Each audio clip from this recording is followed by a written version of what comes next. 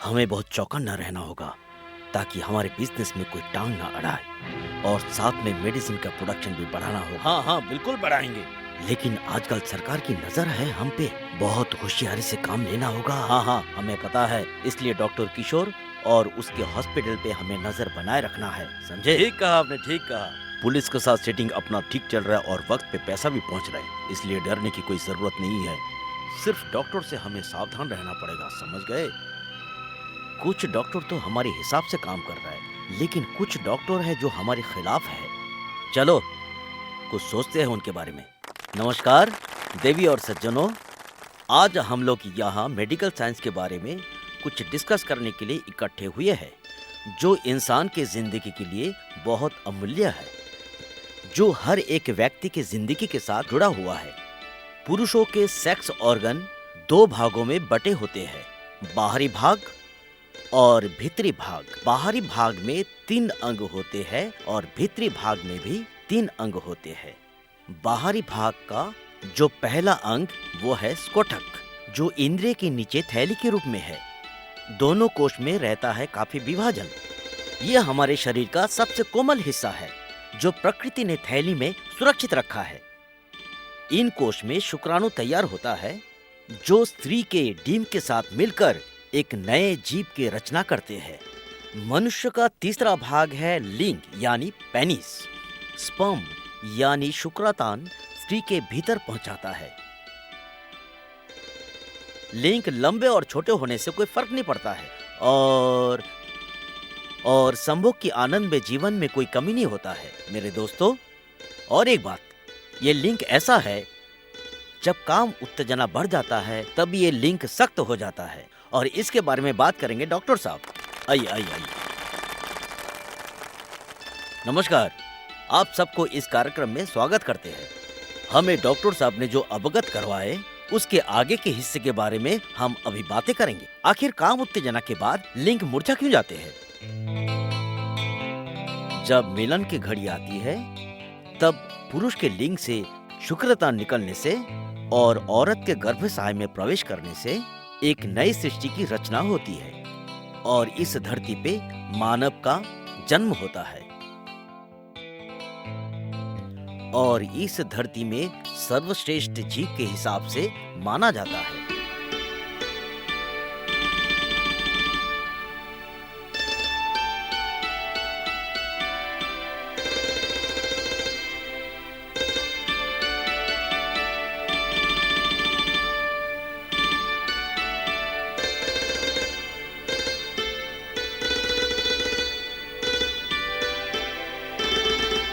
इस धरती में सैकड़ों साल पहले जब जीव उत्पन्न हुआ था, तब से आज तक हम इसी राह पर चलते आए हैं। और आज हम यहाँ पे आके खड़े हैं। विज्ञान की इस दौड़ में दो शरीर के अनुभूति से मिलन होता है और मिलन के फल स्वरूप इंसान का जन्म होता है।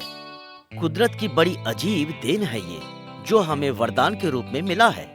इसमें विज्ञान और अनुभूति दोनों शामिल है। आइए हम इस विषय में और थोड़ा सा अच्छी तरह से चर्चा करें। ये है स्त्रियों के उत्पादक अंग के बारे में। स्त्रियों के उत्पादक अंग स्त्रियों के भीतर होते हैं। जो बाहर नजर आते हैं वो उत्पादक अंग नहीं है, बल्कि ये उनके प्रवेश द्वार है। उसका नाम क्या होता है सर? प्रवेश द्वार के पास जो होता है उसका नाम है क्लाइटोरिस, और वो मूत्र छिद्र के ठीक ऊपर होता है। मटर सा गोल होता है, उत्तेजित होता है। संभोग में इसका बड़ा महत्व होता है। इसके अलावा और दो महत्वपूर्ण अंग होते हैं। एक है यूरेथ्रल ओपनिंग और दूसरा होता है वेजाइनल ओपनिंग। ये तो थे नारी के बाहरी उत्पादक अंग। अब हम भीतर के हिस्से के बारे में चर्चा करेंगे और जानेंगे वहाँ क्या क्या होता है, जो बहुत जरूरी है। सबसे पहले है यूनिक यानी वेजाइना। ये एक तरह की नली है जो योनि द्वार से प्रवेश करके गर्भाशय के मुख तक जाती है। इसी में अपना लिंग प्रवेश करके पुरुष रतिक्रिया करते हैं। इसी द्वार से स्त्रियों का मासिक धर्म प्रवाहित होता है। इसी द्वार से बच्चा पैदा होता है। दूसरा भीतरी भाग है गर्भाशय यानी यूट्रस। ये शरीर का वो भाग है जिसमें बच्चा 9 महीना तक बढ़ता रहता है।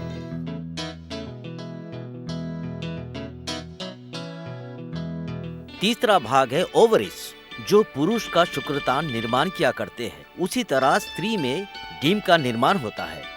ये बादाम के आकार के होते हैं। समझ गए आप लोग?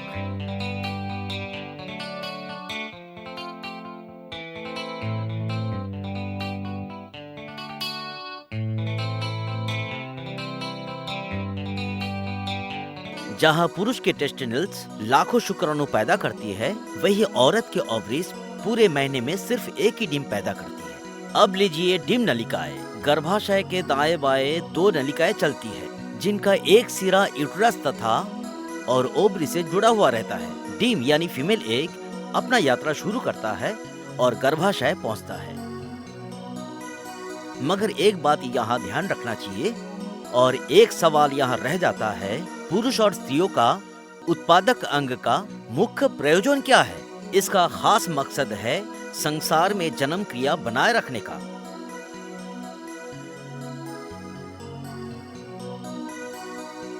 जन्म क्रिया के द्वारा ही मनुष्य जाति विकसित हो सकती है। वो क्रिया जो पुरुष के स्पर्म और फीमेल एग के मिलन को संभव बनाते हैं,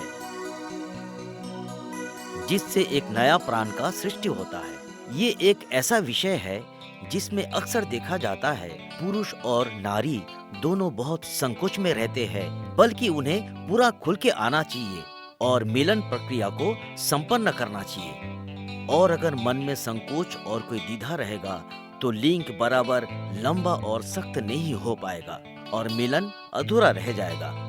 इसलिए जब भी आप मिलन करें, दोनों खुल के मिलन कीजिए। मेडिकल साइंस भी यही कहता है। ठीक इसी तरह फीमेल के शरीर में शुक्राणु छोड़ने से एक नया जीव उत्पन्न होता है, ठीक जैसा खिलता हुआ फूल उत्पन्न होता है और जीवों का वंश वृद्धि होता है। इसलिए साथियों, हमें एक बात का याद रखना चाहिए, पुरुष और स्त्री के बीच में जो भी समस्या हो उसको गुप्त मत रखिए और डॉक्टर के पास जाए, क्योंकि इसकी सही जानकारी डॉक्टर ही दे सकता है। काम इच्छा को प्रबल करने के लिए दोनों की सहमति बहुत जरूरी है। इस दुनिया में हर कोई संभोग करता है, चाहे वृक्ष, पशु या फिर किसी भी तरह का जीव हो। सबका संभोग का तरीका अलग हो सकता है, लेकिन मकसद एक ही होता है। इंसानी यौन इच्छा कुछ अलग ही होता है, क्योंकि हम सर्वश्रेष्ठ जीव है इस दुनिया में और हमें इस इच्छा को बरकरार रखना पड़ेगा ताकि इंसान पैदा होते रहे और अच्छी से जिंदगी जी सके और ये क्रिया चलते रहे। यौन इच्छा से बड़ा इच्छा इस दुनिया में कुछ भी नहीं हो सकता और ये प्राकृतिक भी है। जैसे कि ये तितलियां एक फूलों का शुक्राणु चुरा के अन्य फूल में जाके बैठता है और इस तरह से मिलन प्रक्रिया घटता है। शुक्राणु फूलों के अंदर प्रवेश करता है और पतझड़ में वो मिट्टी में गिर जाता है और उसी से एक नया पौधा जन्म लेता है और आगे जाके ये वृक्ष का रूप लेता है और ये संसार का नियम है और इसे कोई बदल नहीं सकता।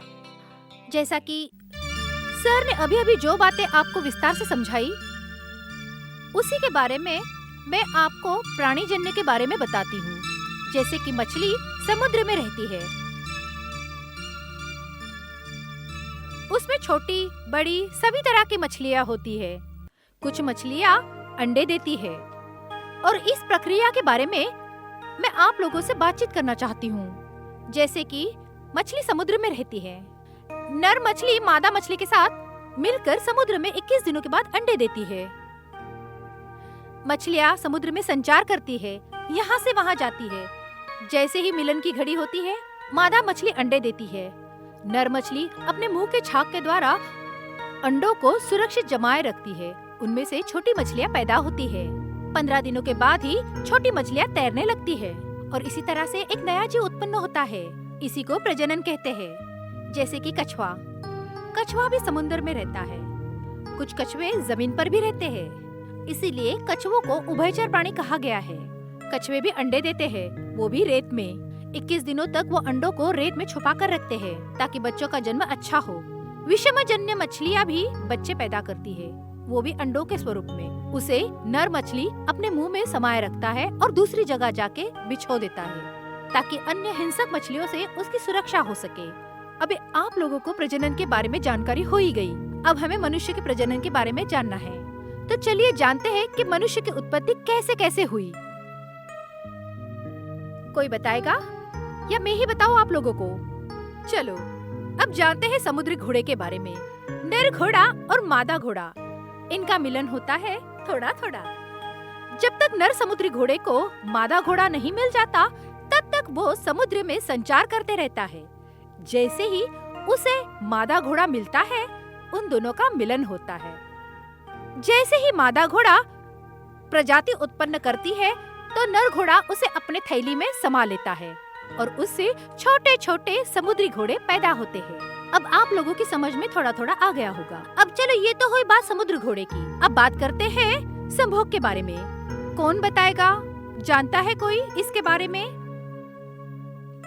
है क्या कोई जो मुझे इसके बारे में बताएगा? इस बारे में बात करने में कोई हिचकिचाहट मत रखो। अभी अभी हमने मछलियों के बारे में जानकारी ली। आपको तो पता चल ही गया है कि मछलियाँ कैसे प्रजाति उत्पन्न करती है।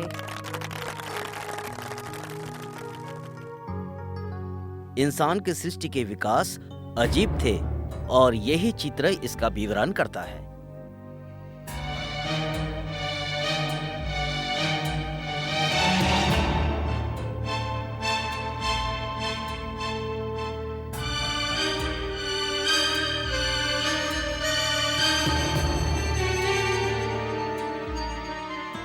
हमारा ये विकास का क्रम बहुत पुराना है और ये सोचकर बहुत आश्चर्य लगता है कि हम मछली की प्रजाति से बंदर का प्रजाति कैसे बने और धीरे धीरे कैसे इंसान में कन्वर्ट होते गए। ये लंबा प्रोसेस था और ये एक बायोलॉजिकल प्रोसेस था जिसमें आज का मेडिकल साइंस भी इन्वॉल्व है। हमें और तंदुरुस्त बनना है और हमारे सोच को मजबूत बना के हमें सही तरह से जीना है। किसी भी तरह का विशेष दवाई लेके शरीर को हानि पहुंचाना सही बात नहीं है और इससे साइड इफेक्ट भी हो सकता है। इसलिए जहाँ तक हो सके डॉक्टर से सही सलाह लेके ही अपना काम पूरा करने की कोशिश करें। हमें अपना जनरेशन को आगे बढ़ाना है और इसके लिए काम इच्छा को और प्रबल करना है। अगर आपके मन में कोई भी द्विधा हो तो एक दूसरे से सवाल कर सकते हैं। और इसी के साथ मैं आज विदा चाहता हूँ। नमस्कार। यहाँ आए हुए सब दोस्तों को मेरा आभार व्यक्त करता हूँ और उम्मीद करता हूँ कि आज का ये संदेश आप सबके जीवन में एक नई दिशा लेके आएगा, जिसे एक नया सवेरा देखने को मिलेगा। हमारे हॉस्पिटल और ट्रस्ट का एक ही उद्देश्य है कि हम मेडिकल साइंस के बारे में और गुप्त ज्ञान के बारे में सबको ठीक से अवगत करा पाए ताकि सबके जीवन सुखी और सुंदर हो। इसी उम्मीद के साथ आज मैं अपना भाषण यहीं पे समाप्त करता हूँ। सबका बहुत बहुत आभार व्यक्त करता हूँ। जय हिंद, नमस्कार।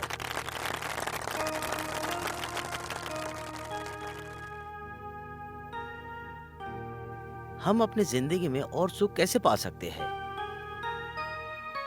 इसके बारे में तुम्हें अगर जानना है तो अपने साथी के करीब जाओ।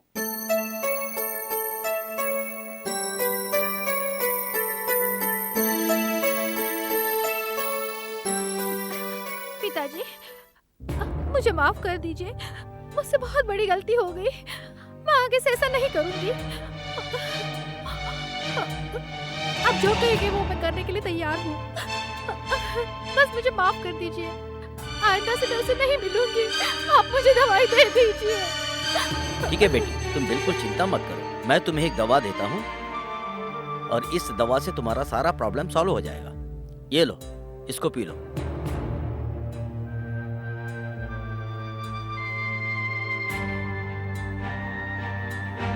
अरे तुम्हें कुछ नहीं होगा, तुम भरोसा रखो, प्लीज तुम भरोसा रखो अपने आप पे।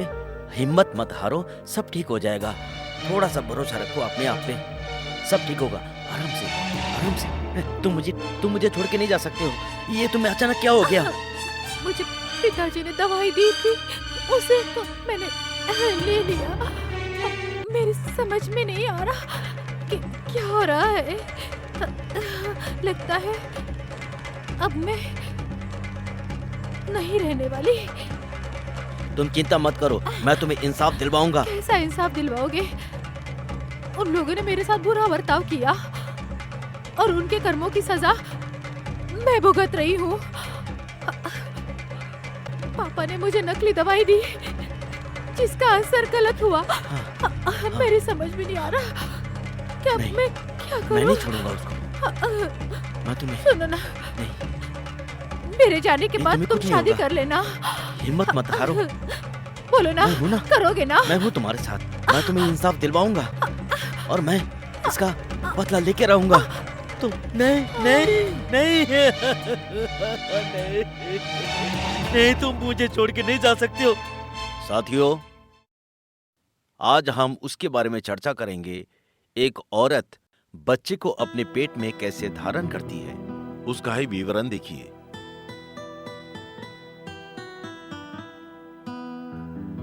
गर्भावस्था में स्त्रियों को बहुत सारे सावधानियां बरतना पड़ता है। आइए हम जानते हैं यौन के बारे में। ये होता है यौन का मुख्य द्वार और यहीं से पुरुष का लिंग प्रवेश करता है। पुरुष का लिंग छोटा या बड़ा हो उससे कोई मतलब नहीं, लेकिन काम अवस्था में उसका एक्टिविटी बहुत जरूरी है, नहीं तो संभोग संभव नहीं। संभोग के समय कोई और चिंता नहीं करना चाहिए, इससे आपका मन और ध्यान भटक जाता है और स्त्रियों को सुख प्राप्त ठीक से नहीं होता है। पुरुष एक बात का ध्यान रखे, स्त्रियों को सुख देना ही असली काम क्रिया होता है। काम क्रिया अधूरा रह जाएगा तो पेनिस का प्रवेश भी बराबर नहीं होगा और पेनिस से निकला हुआ शुक्राणु भी गर्भाशय में बराबर प्रवेश नहीं होगा और ये प्रक्रिया अधूरा रह जाएगा और इससे संतान प्राप्ति में दिक्कत आ सकते हैं। पुरुषों का स्पर्म पहले नली तक पहुंचता है और धीरे धीरे ऊपर आते आते हेड ऑफ पेनिस तक पहुंचता है और बाहर निकलता है। हर स्त्री और पुरुष को गुप्त ज्ञान का अध्ययन जरूरी होता है। जब स्त्री और पुरुष नेचुरली एक दूसरे के पास आते हैं, उस वक्त जो भाव उत्पन्न होता है और वही भाव काम क्रिया में तेजी लाता है। काम क्रिया हेतु बाहरी दवा जितना कम इस्तेमाल करेंगे उतना ही इंसान के लिए अच्छा होता है। उस वक्त हमारा मन जितना उत्तेजित होगा उतना ही काम क्रिया में आनंद मिलेगा और ये काम क्रिया में सफल होगा। हमारा स्पर्म कैसे जनरेट होता है इसके बारे में जरा बताइए ना। हमारा जो स्पर्म है ये थैली के अंदर होता है और वो स्पर्म धीरे धीरे ऊपर की तरह आता है और पेनिस के रास्ते गर्भाशय में प्रवेश करता है, जहाँ एक बच्चे का उत्पन्न हो सकता है। पुरुष का ये जो भाग होता है ये बहुत कोमल होता है और इस आकृति का होता है। अलग अलग पुरुषों में अंडकोश अलग अलग होते हैं। किसी के अंडकोश अंदर की तरफ समाये होते हैं, किसी के बाहर की तरफ लटके हुए होते हैं। अंडकोश के आकार से उसकी शिश्नता पर कोई असर नहीं होता। पुरुषों के शरीर के अनुसार और उनके भार के अनुसार शिश्न और अंडकोश अलग अलग आकार के होते हैं। इससे सेक्स क्रिया करने में कोई दुष्परिणाम नहीं होता। हमारे समाज में सेक्स के विषय में बहुत अंधविश्वास है और उस अंधविश्वास को हमें दूर करना है, और इसके लिए जरूरी है शरीर के बारे में सबको अवगत कराना, चाहे वो औरत का हो या फिर मर्द का हो। और ज्यादा दवाई भी इंसान के लिए हानिकारक है। पत्नी हो या साथी को आप असली सुख तब दे सकते हैं जब आप काम योग में इच्छा रखते हो और सक्षम हो। सेक्स एजुकेशन के बारे में सबको जानकारी लेना चाहिए। यह हमारे जिंदगी का एक अभिन्न हिस्सा है। आप अपने पार्टनर को तभी सुखी कर सकते हो जब आप पूरी तरह से तंदुरुस्त हो और आपका लिंक भी सही तरह से काम करे, बेझिझक नारी के सुख के लिए। ये है स्त्री के गर्भाशय की नलिका। सर, संतान की प्राप्ति कैसे हो सकती है? संतान की प्राप्ति शुक्राणु की वजह से होती है। जब शुक्राणु स्त्री के रजस्वाला के पास फेलोपियन ट्यूब के द्वारा उसके अंडकोश में जाता है, तब वह वहाँ फलित होता है। किसी को कुछ पूछना है? पूछना नहीं है तो मैं बताती हूँ। स्त्री की रजस्वाला और पुरुषों का शीघ्र पतन, इसके बारे में हम बात करते हैं। स्त्री की रजस्वाला यानी कि उसका मासिक धर्म 21, 24 या कभी-कभी 30 दिनों के बाद होता है। अनियमित मासिक धर्म उसको पीड़ा दे सकता है, जिसकी वजह से बच्चा होने में देरी या तकलीफ हो सकती है। इसलिए हमें स्त्री के मासिक धर्म के बारे में भी जानकारी होना जरूरी है। स्त्री का मासिक धर्म उसकी उम्र के 13, 14 या कभी-कभी 16-18 साल में भी शुरू होता है। अब आप मुझे बताओ कि स्त्री के मासिक स्राव के दरमियान उससे कौन-कौन संभोग करता है? क्या ये करना उचित है या नहीं है, ये बताइए। इससे पहले हमें स्त्री के आंतरिक अंग के बारे में जानकारी लेना जरूरी है। तो आइए मैं आपको स्त्री के योनि के बारे में बताती हूँ। ये है यौन का चित्र। ये कुछ इस तरह का है और जिसमें पुरुष का पेनिस का प्रवेश होता है। ये बहुत ही कोमल होता है और बहुत ही सेंसिटिव। पुरुष का लिंग जब योनि में प्रवेश करता है तो योनि थोड़ा सा प्रशस्त होता है। जैसे आमतौर पे हम लोग जानते हैं, काम क्रिया के वक्त पुरुष उत्तेजित होता है। स्त्री का मासिक धर्म क्या होता है सर, और हमें क्या प्रिकॉशन लेनी चाहिए? ये एक स्त्री का शारीरिक प्रक्रिया होता है जो हर स्त्री को हर महीना होता ही है, और ये भी योनि का एक प्रक्रिया ही है। लेकिन अगर कोई स्त्री को वक्त पे पीरियड नहीं आए तो आगे का जनरेशन बढ़ाने में मुश्किल का सामना करना पड़ता है। पीरियड नहीं आने का लक्षण ये भी हो सकता है कि आप प्रेग्नेंट हो या फिर आपका भीतरी भाग का कोई समस्या हो, और इसके लिए डॉक्टर के पास बहुत से उपाय होते हैं। पहले आप डॉक्टर के पास जाइए और उनसे सही सलाह लेने के बाद ठीक दवाई सही वक्त पे सेवन करके छुटकारा पा सकते हैं। क्योंकि जीवन में सेक्स और सुख की अनुभूति होना बहुत जरूरी है। ये एक ऐसा मसला है जो लोग सही तरह से परहेज नहीं करते हैं, और इसके वजह से तरह तरह का योनि में बीमारी हो सकता है, जिसका उपचार करना बहुत ही जरूरी है। और इसके लिए लड़कियों को जागरूक होना बहुत जरूरी है और पुरुष साथियों को भी अवगत कराएं, क्योंकि नारी पुरुष का ये मिलन दुनिया में सबसे अनोखा माना जाता है। ये है स्त्रियों का यौन का प्रवेश द्वार। आप इस अंग को हमेशा सुरक्षित रखने की कोशिश करें। किसी भी तरह का कोई भी संक्रमण हो तो उसे तुरंत डॉक्टर का सलाह लेके उपचार करें। याद रखिए, नारी का ये पार्ट जितना सुखद है उतना ही सेंसिटिव भी है। सर, बच्चा गर्भाशय में कहाँ होता है? ये है गर्भाशय का चित्र, और कुछ इस तरह से अंदर नालियां होते हैं जहाँ बच्चा 9 महीने तक रहते हैं, जहाँ पुरुष का स्पर्म गिरने से बच्चे का जन्म होता है।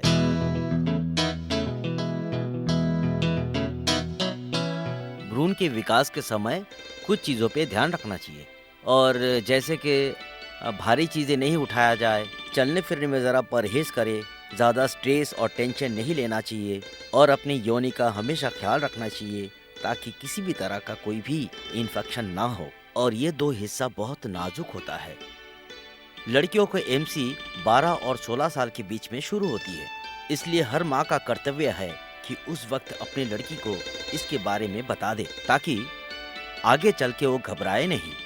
ये तो दुनिया का दस्तूर है, नियम है।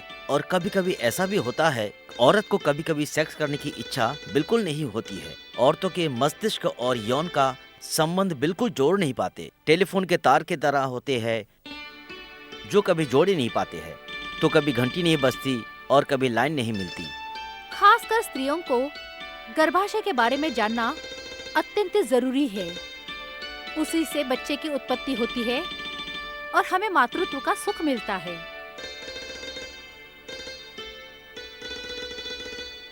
आज आप लोगों ने यहाँ आकर इस सारी जानकारी हासिल की, इसके बारे में मैं आप लोगों का धन्यवाद करती हूँ।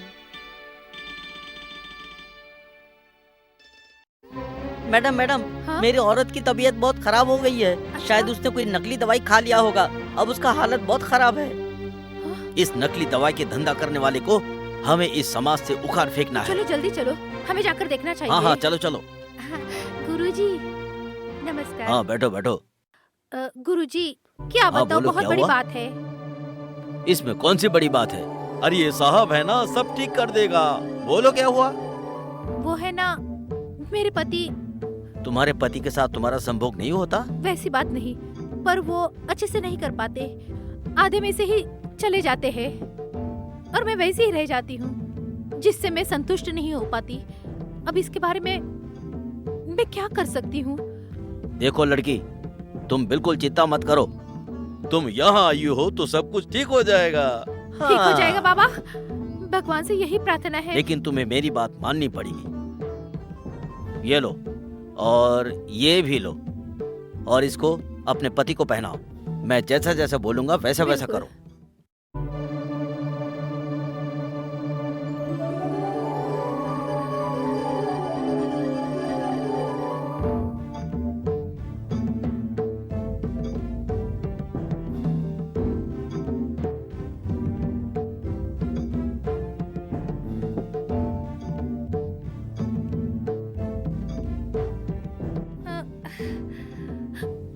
अरे, आप अरे थक- तुम हाँ,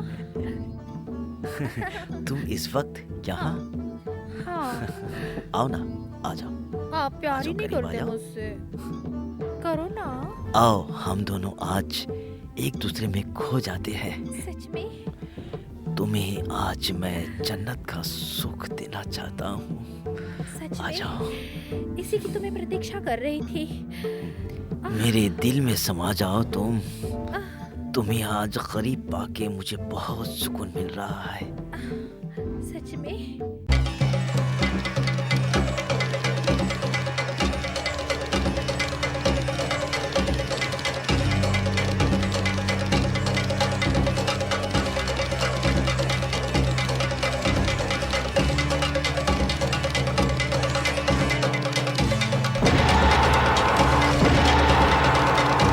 नहीं, ना, कहाँ जा रहे हो? इतनी नहीं, मेहनत नहीं, के नहीं, बाद तो आप मेरे पास आए हो। क्या हुआ? क्या हुआ, बताओ ना। अरे कुछ तो बताओ ना।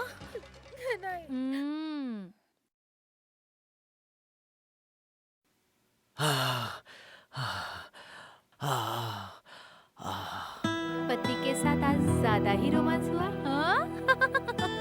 बताओ ना बाबा, क्या शर्माती हो इसमें? ऐसी बात नहीं है दीदी। अच्छा, कैसी बात है फिर? अरे बताओ ना, क्या हुआ? अपने भाभी को नहीं बताओगी क्या? क्या बताऊँ अब तुम्हें? शादी के दिन से ही ये मुझसे हमेशा दूर दूर रह जाते हैं।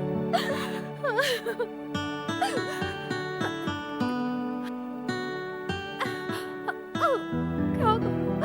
वो मुझसे संबंध ही नहीं बनाते हैं। मैं रात भर अकेले रह जाती हूँ। मेरा बच्चा कब होगा मुझे नहीं पता। दीदी, आप ही कुछ बताओ ना उन्हें। मैं नहीं जी सकती है। जरा सब्र करो तुम,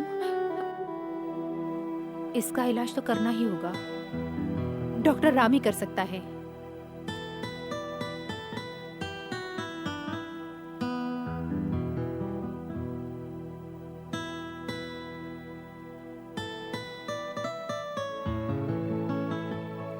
पता नहीं बेचारी पे कैसे बीतती होगी, और वो बच्चे की आस लगाए बैठी है।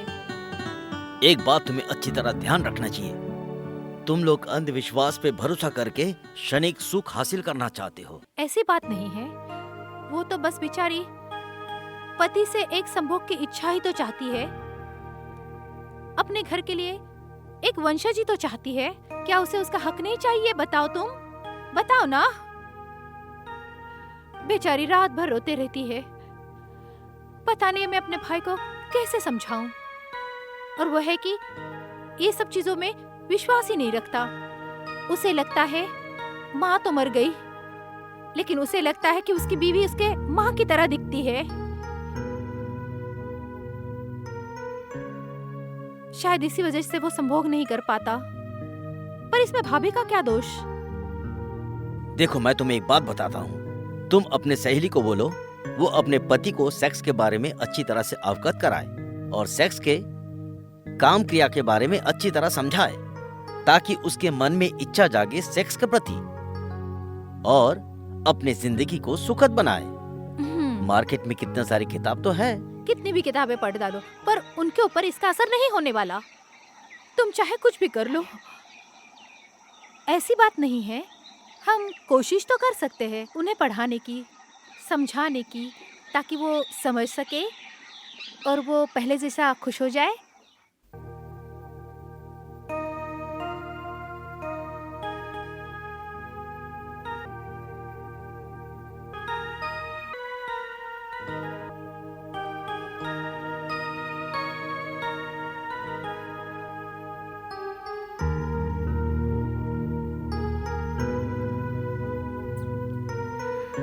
जानू, क्या कर रहे हो? मुझे नहीं बताओगे? I love you. अच्छा, तुम कितनी खूबसूरत हो। वो तो मैं हूँ ही, पर तुम्हें कहाँ दिखती हूँ? कितने दिनों के बाद तुम्हारे मुंह से ये सब सुनकर कितना अच्छा लग रहा आओ है। हम दोनों आज प्रेम के रस में दिल से डूब जाते हैं। तुम्हारे साथ संभोग करके मैं वो सुख पाना चाहता हूँ जिसका मुझे इंतजार था। सच में?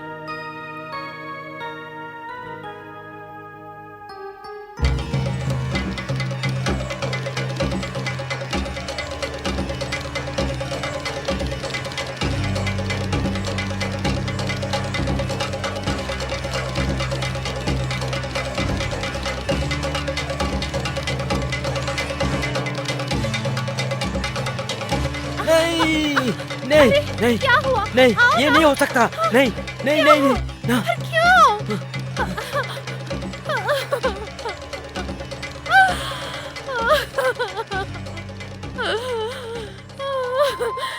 देखो ना, फिर से पता है, मैंने देखा सब।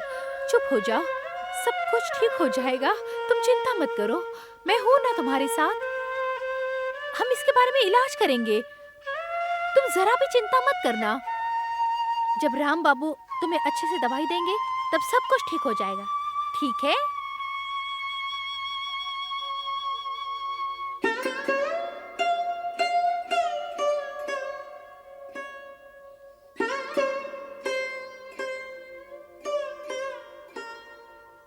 मेरी सहेली ठीक ही कहती थी।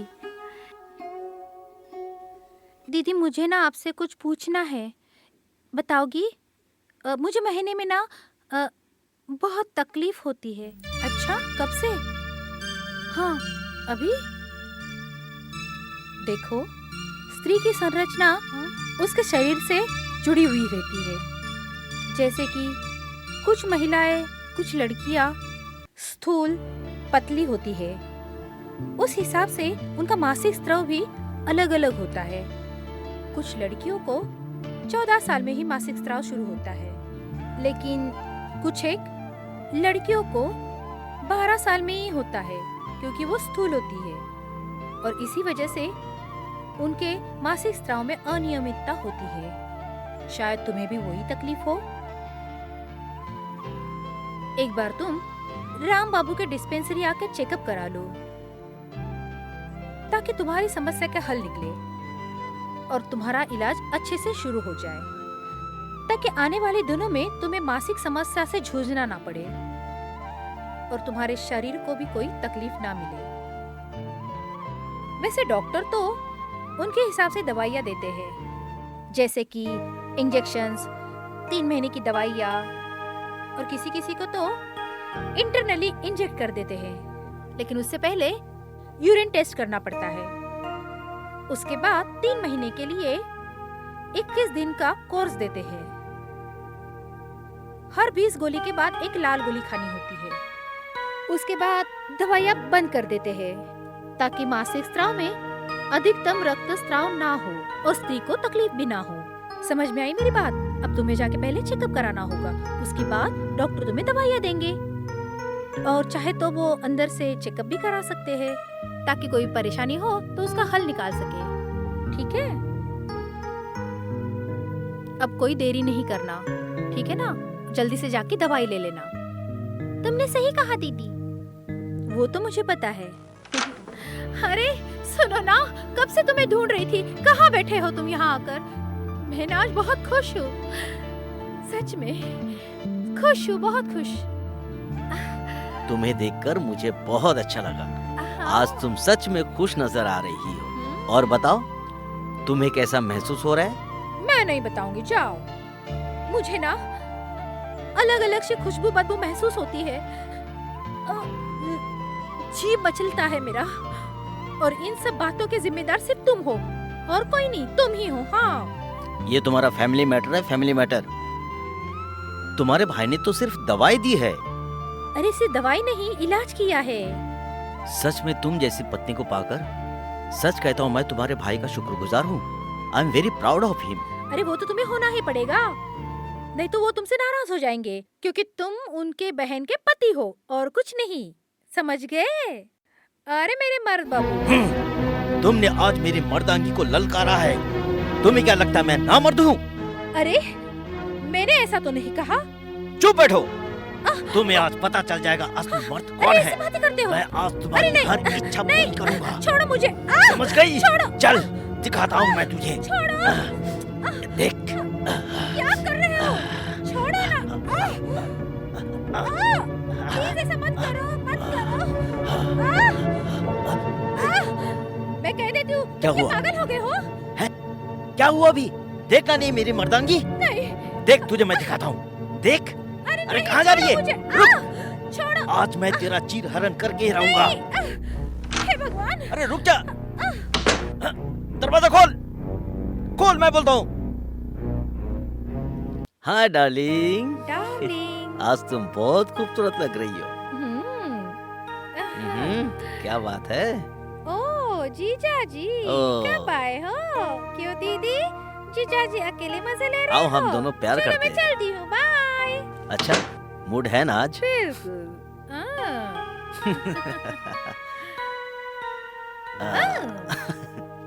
बोलो ना आज मैं तुम्हें किस तरह से प्यार करूं? तुम्हारी मर्जी। मुझे तो लगता है ये सब उसी औरत की वजह से है। क्यों जाते हो उसके पास पता नहीं क्या मिलता है। अब आ गए ना बीमारी लगा के। तुम्हें कितना प्यार करती हूँ, कितना समझाती हूँ। क्या मैं तुम्हें पसंद नहीं? क्या तुम मुझसे प्यार नहीं करते? बताओ ना प्लीज। नहीं नहीं नहीं, मैं ये बर्दाश्त नहीं कर सकता। तुम मेरी बात को समझने की कोशिश करो। तुम जानती नहीं हो कि तुम।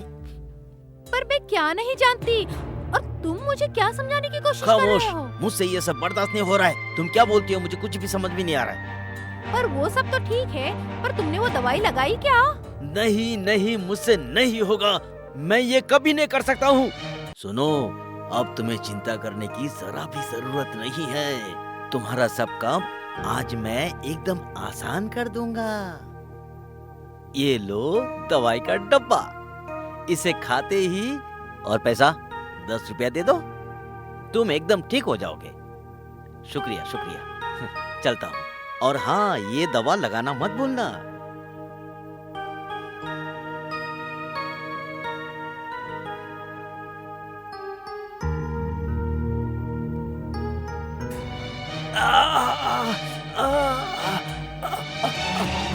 अरे तुमने दवाई लगा ली?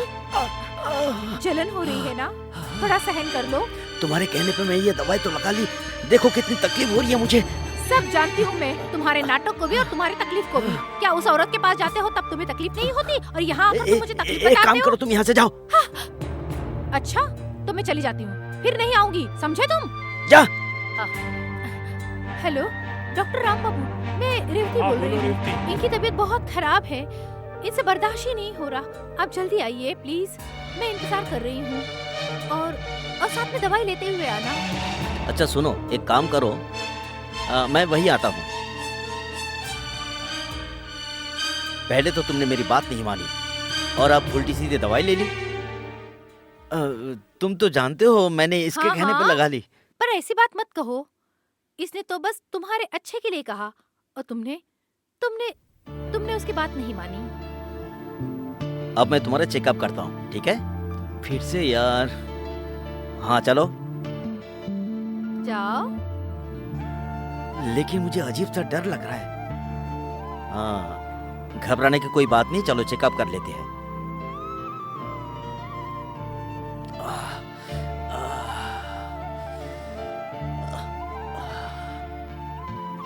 अरे बाप रे, जख्म तो बहुत गहरा है।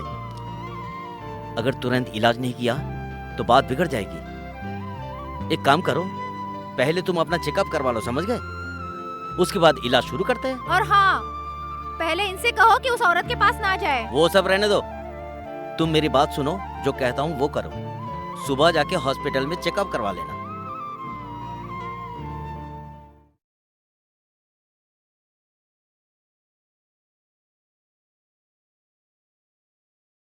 सब ठीक हो जाएगा, टेंशन मत लो, बस जरा शांति रखो। एक इंजेक्शन देने से क्या होगा भाई? इतने से क्या होगा? अरे पगली, इससे तो बहुत कुछ हो सकता है। ये जख्म छोटे छोटे भी हो सकते हैं और गहरे भी हो सकते हैं। किसी में कम हो सकता है और किसी में ज्यादा भी हो सकता है। पुरुषों की गलत हरकतों की वजह से उसका परिणाम उसकी स्त्री को भुगतना पड़ता है। उसके यौन प्रदेश पर भी ये सब का असर होता है, जैसे मर्दों के अंडकोश पे छाले आना, फुग्गे की तरह गुब्बारे आना, हल्की हल्की झाइयाँ पड़ना, उसमें रसाव आना, पीप भरना, शिश्न पर दाने आना, उसमें पानी भरना, जिससे यौन संबंध में कठिनाइयाँ उत्पन्न होना। इन सब का असर स्त्री के ऊपर भी होता है।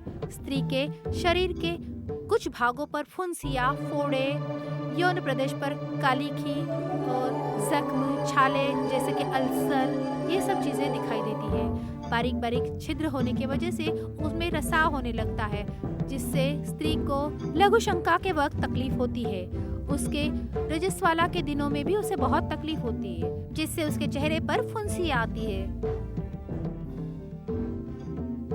आपने जो जानकारी दी वो वाकई में अच्छी है, पर भैया अब आप ही इन्हें समझाओ कि क्या करना चाहिए।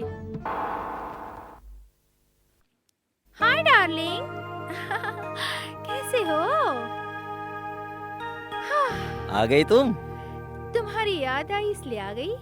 और बताओ तुम कैसे हो? तुम्हारा मैंने कई सालों तक इंतजार किया, जानती हो? हाँ जानती हूँ। तो क्या मैंने नहीं किया? अब तुम्हें मैं कहीं जाने नहीं दूंगा, हमेशा अपने पास रखूंगा। फिर तुम्हें मुझसे कोई शिकायत नहीं रहेगी। मैं अपना काम करूंगा, हॉस्पिटल जाऊंगा और तुम घर संभाल लेना। मैं नहीं घर संभालने वाली। सच में तुमसे बिछड़कर मैं खुश नहीं रह पाया। जब मेरे घर वालों को बाबूजी को पता चलेगा तो वो क्या कहेंगे? मैंने तुमसे जो कुछ भी कहा सब भूल जाओ, मुझे माफ कर दो। प्लीज प्लीज प्लीज मुझे माफ कर दो, आगे से ऐसा नहीं करूंगा दोबारा। ठीक है ठीक है। हाँ, मैं कुछ सोचती हूँ। आइडिया, हम बाबा के पास जाते हैं, वो ही बताएंगे इसका इलाज। क्या इनका इलाज नहीं हो सकता बाबा? क्या कहती हो? अरे मैं फिर किस लिए बैठा हूँ? मेरे पास तो इलाज है। अभी दवा लेके जाओ, रात को लगाओ, सुबह फिर आओ और एक दवा लेके जाओ। दवा देने बैठे हैं ना। अरे चुप कर, बकवास मत कर। हाँ बेटी, क्या बोल रही थी? मैं कैसे कैसे कैसे बताऊँ आपको? वो अच्छा अच्छा, सब समझ गया, तुम्हारा इलाज हो जाएगा। अरे सुन, इसको दवा दे दे। ये लो, इसको ले लेना। गुरुजी, मेरे पास पैसा नहीं है, ये अंगूठे रख लो और मेरा इलाज करवा दो। लड़का समझदार है, अंगूठी लाया है। अच्छा गुरुजी, इसका इलाज करवाओ। चुप, चुपचाप ये अंगूठी रख ले। ठीक है।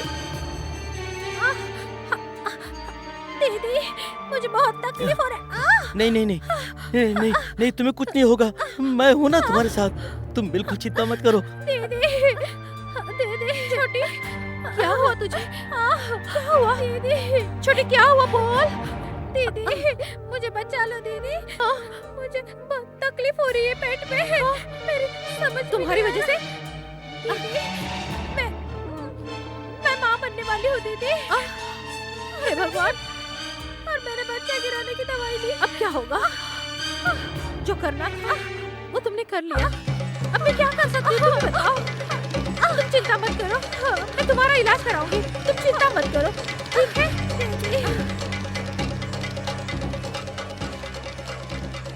देखो, ये केस बहुत क्रिटिकल था और मुझे लगता है गलत मेडिसिन लेने की वजह से इसकी जान चली गई।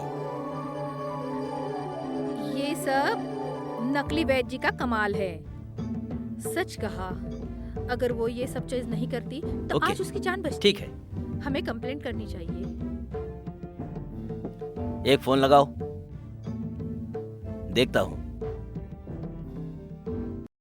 हेलो पुलिस स्टेशन, मैं डॉक्टर किशोर बोल रहा हूँ हॉस्पिटल से। यहाँ एक पेशेंट की जान चली गई। हमें डाउट है कि ये कोई नकली दवाई की वजह से हुआ, और जो लोग ये दवाई का बिजनेस करते हैं उनके बारे में मुझे कुछ ऐसी जानकारी मिली जिसके बारे में मैं पुलिस को सब कुछ डिटेल में बताना चाहता हूँ। हमारे समाज के कुछ बड़े बड़े लोग इस धंधे में शामिल हो सकता है, उनको पकड़वाना बहुत जरूरी है। Okay, see you inspector. You are under arrest. किस जुल्म में? नकली दवा। हमें कुछ नहीं पता। तुम पुलिस स्टेशन चलो, सब पता चल जाएगा। तुम्हारे खिलाफ एविडेंस है, तुम्हारी दवाई खा के किसी की जान चली गई हॉस्पिटल में। अच्छा, वो वाला केस? अरे वो तो खुद ही मेरे पास आया था इलाज कराने के लिए और जबरदस्ती मेरे से दवा लेके गए। जिन्होंने उसको मेरे पास भेजा था, आप उनके पास जाइए, उनको पकड़ो। आप सेठ को ऐसे पकड़ो, सीधा अंदर डाल दो। हाँ हाँ, हम हाँ, देखते हैं वो हाँ, सेठ कौन हाँ, है। इंस्पेक्टर। चलो हाँ। हवलदार। आपके पैसे से बनाई हुई ये नकली दवाई आज ज्योति की जान ले लेती। ये तो अच्छा हुआ कि डॉक्टर किशोर ने उसे बचा लिया। भगवान के लिए दादी, आप भी पाप करना छोड़ दे। वो आज मुझे नसीहत देती है। ये शान व शौकत, ये मोटर, ये ऐश की तमाम चीजें उसी पाप के दम से है, समझी? आप नहीं जानते पिताजी, जिनका अपना इन नकली दवाइयों से मरता है उनका क्या हाल होता है। इससे कोई नहीं मरता। काश के आपके इन नकली दवाइयों से कोई अपना मरता तो आपको एहसास होता। ज्योति नहीं मरी ना, इसलिए आपको एहसास नहीं। मगर याद रखो डैडी, जो दूसरों के लिए खड्डा खोदता है वो एक दिन खुद उसी में गिरता है। दूसरों के भाई बहनों को मरते हुए देखकर आप हंसते हैं, खिलखिलाते हैं, लेकिन एक दिन आप महसूस करेंगे कि आपने बहुत बड़ी गलती की। आप चिल्ला चिल्ला कर रोएंगे, लेकिन आपका कोई अपना सुनने वाला नहीं रहेगा। डैडी, मैं आपसे फिर कहती हूँ, भगवान के लिए सब कुछ छोड़ दो। आप बहुत बड़ा पाप कर रहे हैं। Please daddy, please. तुम्हारी कोई नसीहत की जरूरत नहीं, चली जाओ यहाँ से। मैं आपको कैसे समझाऊं?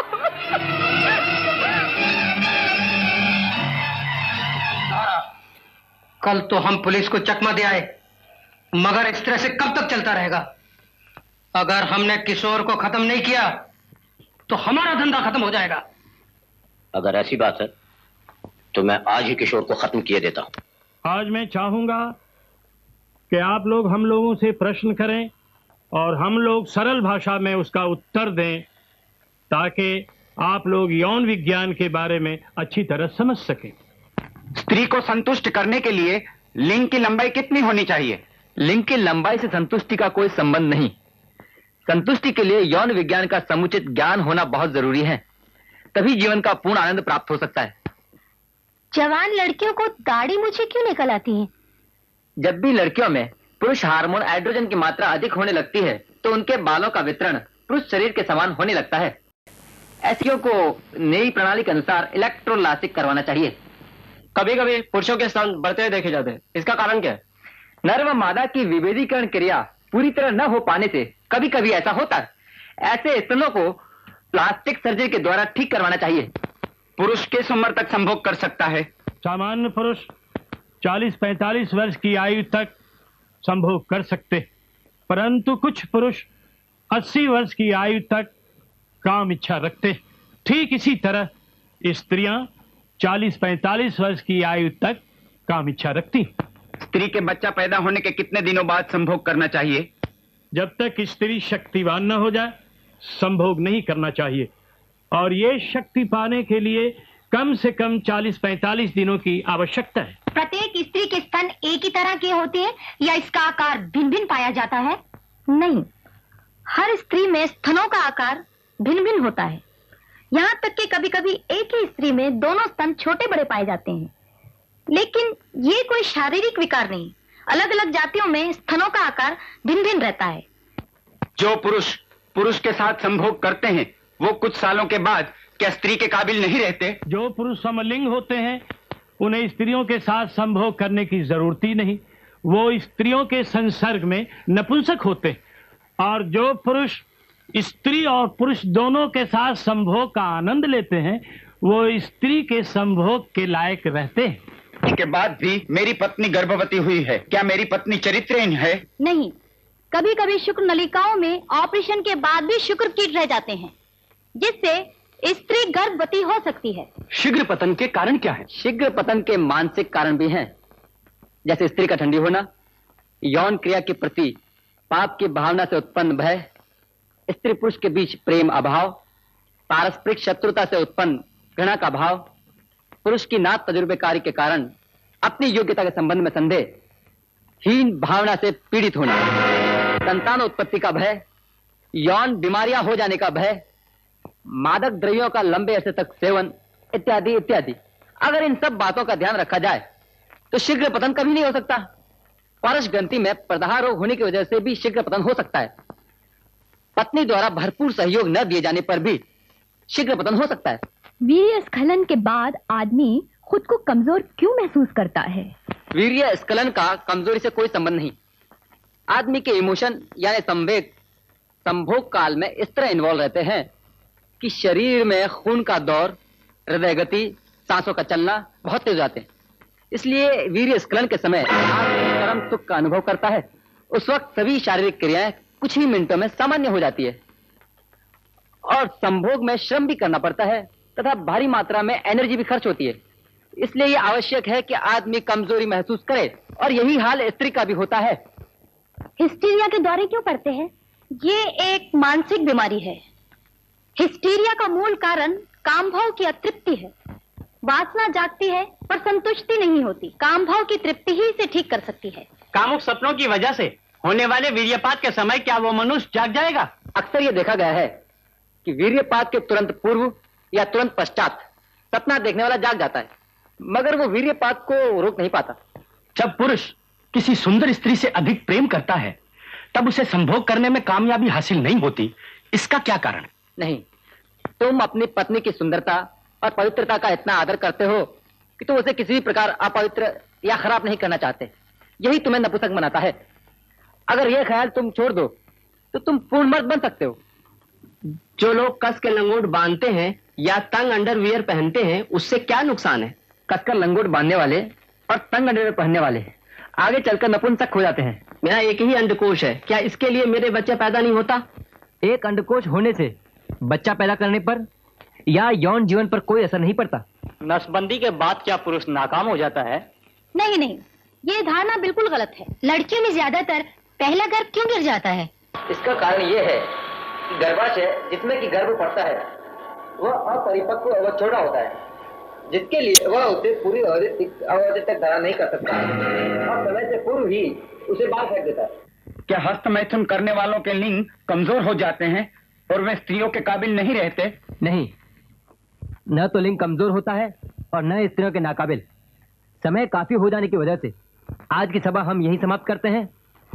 आप लोग और सवाल सोचकर आइए। अगले शनिवार हम आपके सभी सवालों के जवाब देंगे। तब तक के लिए धन्यवाद। अगर मैं चाहता तो कल डॉक्टर किशोर को भाषण में गोली छोड़ा देता। मार देना था ना? मैं तो पकड़ा जाता, मगर उसके बाद तुम दोनों की। इसलिए मैंने अपना इरादा बदल डाला। अब एक ऐसी तरकीब मेरे जहन में आई है जिससे सांप भी मरेगा और लाठी भी नहीं टूटेगी।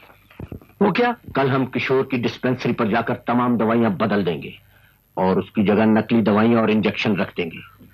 कल उसकी डिस्पेंसरी में जितने मरीज आएंगे सब के सब मारे जाएंगे और डॉक्टर किशोर पकड़ा जाएगा। उसे कम से कम 7 साल की सजा होगी और हमारे पोबारा।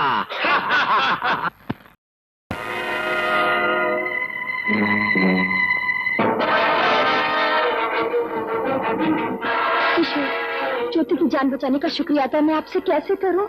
I don't know. Thank you very much. ये तो मेरा फर्ज था। किशोर, तुम मुझसे शादी करो या ना करो, मैं तुमसे हकीकत में प्यार करने लगी हूँ। मैं अब एक अच्छी लड़की बनना चाहती हूँ और अब मैं अपनी सारी बीमारियों का इलाज सिर्फ तुमसे कराना चाहती हूँ। Very good. नेक काम में देरी क्यों? चलो अभी मेरे साथ डिस्पेंस चलो। ऐसे? हाँ हाँ, क्या हो गया? Come on.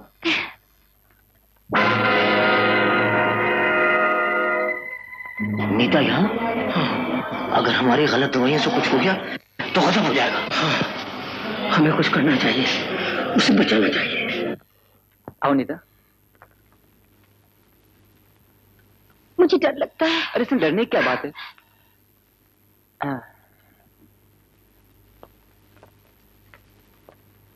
जरा गहरी सांस लो। किशोर, मैं एक बात कहना चाहती हूँ, कह बगैर रह भी नहीं सकती। हाँ हाँ कहो, डॉक्टर से कोई बात नहीं छुपाते। मेरे पेट में बच्चा है, इसे भी फ्लश कर दो ना। आप तो जानते हैं कुंवारी के बच्चा नहीं हो सकता। घबराओ मत नीता, मैं सब कुछ ठीक कर दूंगा और किसी को कानो कान खबर भी नहीं होगी। Thank you doctor.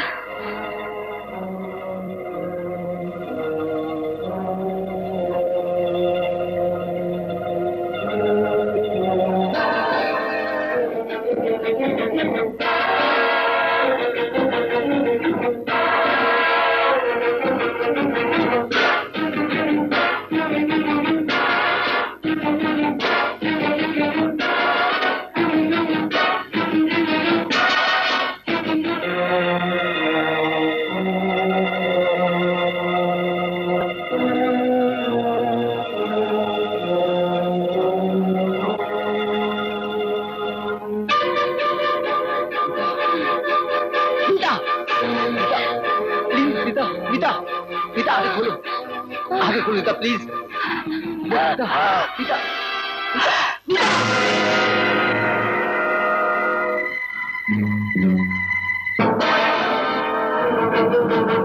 नीता मर गई। कैसे? हमें इससे फायदा उठाना चाहिए। वो कैसे? मैं अभी पुलिस को फोन करता हूँ और किशोर को नीता के कत्ल के इल्जाम में गिरफ्तार करवाता हूँ। ठीक है। Hello, yes police station. Hello inspector, आप फौरन डॉक्टर किशोर की डिस्पेंसरी में आ जाइए। डॉक्टर किशोर ने जानबूझकर एक लड़की को मार डाला है। क्या कहा? मैं एक मरीज। इंस्पेक्टर सिंह, जल्दी से डॉक्टर किशोर के डिस्पेंसरी में जाओ। हेलो गिरधारीलाल जी, नीता का खून हो गया। क्या? नीता मर गई? आप डॉक्टर किशोर की डिस्पेंसरी में फौरन आ जाइए। Kishore Kishore. Hello police station.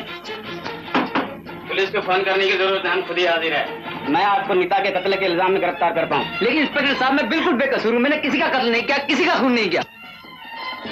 झूठ मत बोलो। तुमने नीता को नकली दवा का इंजेक्शन देकर उसे मार डाला है क्योंकि वो तुम्हारे बच्चे की मां बनने वाली थी। तुम उसे शादी करना नहीं चाहते थे। अपनी जिम्मेदारी से बचने के लिए उसे अपने रास्ते से हटा दिया। इंस्पेक्टर मेरी बात सुनिए। लेकिन अंकल, मैंने हमेशा आपको अपने पिताजी की तरह समझा है। ये कोई बहुत बड़ी साजिश है जिसका मैं शिकार हो गया हूँ। नीता के पेट में किसका बच्चा है ये तो भगवान ही जानता है, पर मैंने नीता को हमेशा अपने बहन की तरह समझा। एक झूठ छुपाने के लिए तू 100 झूठ बोलता चला जा रहा है। मुझे तो खुशी उस दिन होगी जब मैं तुझे फांसी के तख्ते पे चढ़ते देखूंगा। इंस्पेक्टर पकड़ लो इसे। जो कुछ कहना अदालत में कहना। नीता, नीता, नीता, बेटी नीता, तूने उस दिन मुझे सब कुछ कहा था लेकिन मैंने तुम्हारी एक नहीं मानी। बेटी नीता, नीता, नीता।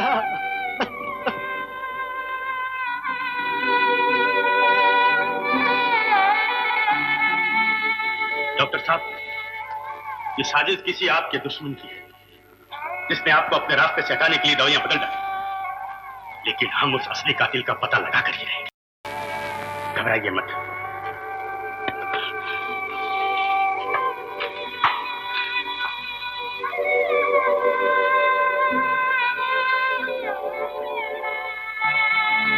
टाइम खत्म हो गया है, जल्दी चलो।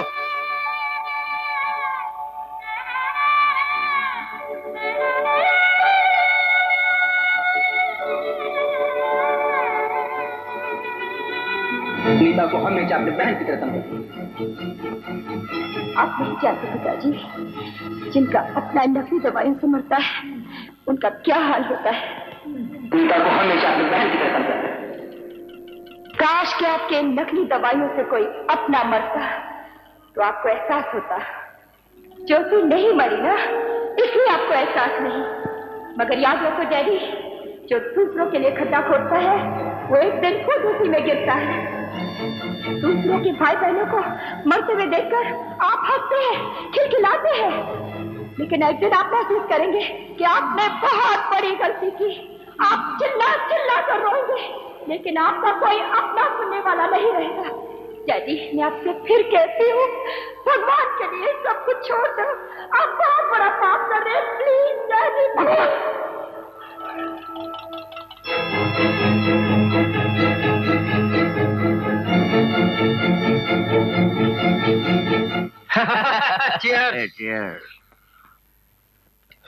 डॉक्टर किशोर की डिस्पेंसरी में हमारी दवाइयां बदलने की तरकीब कामयाब रही। डॉक्टर किशोर पकड़ा गया। अब हमारा रास्ता साफ है। ये बात तो ठीक है दारा, लेकिन इस बात की खबर सेठ गिरधारी लाल को नहीं होनी चाहिए, वरना अपना बना बनाया खेल बिगड़ जाएगा। खेल बिगड़ चुका है और खबर तक चुकी है। सलीम, कमीनों, कुत्तों, जिस थाली में खाते हो उसी थाली में छेद करते हो। मुझे आज तक पता नहीं था कि मैं किसी सांप को दूध पिलाता रहा। मगर सेठ जी, चुप रहो बेईमान। तुमने मेरी लाडली को मार डाला, कई मासूम बच्चों को उनके माँ बाप से जुदा किया। आज से ना ही कोई नकली दवा बनेगी ना ही बिकेगी, समझे? मगर चुप रहो। चल बेईमान, आज मैं तुझे पुलिस के हवाले करके ही दम लूंगा। सेठ जी, नीता की मौत के सदमे से आप बह गए हैं। आप आराम कीजिए, थोड़े दिनों में सब ठीक हो जाएगा। मैं सब तरह से ठीक हूँ। आज मैं तुझे पुलिस स्टेशन लेकर ही जाऊंगा। दारा, सेठ को भी वहीं पहुंचा दो। लो।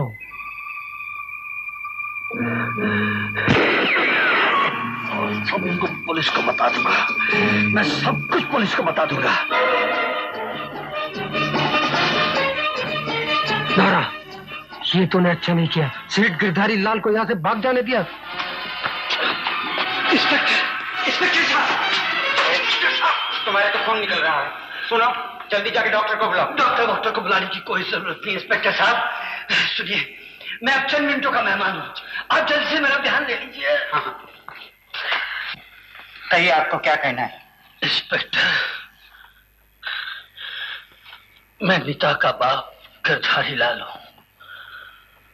डॉक्टर किशोर बिल्कुल निर्दोष और बेकसूर है। डॉक्टर किशोर नीता का खूनी नहीं है। न तो वो खूनी है, न तो वो नकली दवाइयों का व्यापारी। डॉक्टर किशोर की डिस्पेंसरी में दारा ने नकली दवाइयां बदल के रख दी थी, उसी वजह से नीता का खून हुआ और बेचारा किशोर फंस गया। क्योंकि नकली दवाइयां बेचने में किशोर एक रोड़ा था। असली मुजरिम तो दारा है। दारा। इंस्पेक्टर, नीता के पेट में किशोर का बच्चा नहीं था, वो एक नींव थी, नींव। असली मुजरिम दारा है। दारा इंस्पेक्टर, उसे पकड़िए, जल्दी से उसे पकड़िए। दारा। 1752, लाश को पोस्टमार्टम के लिए भेज दो।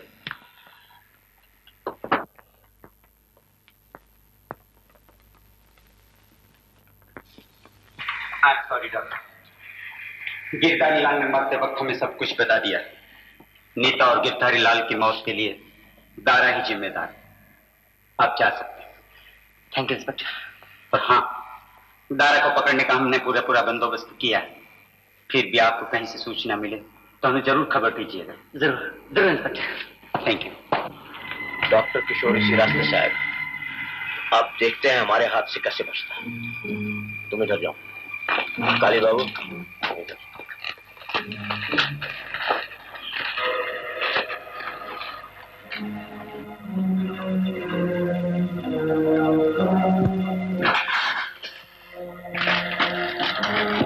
खबरदार हिला मत।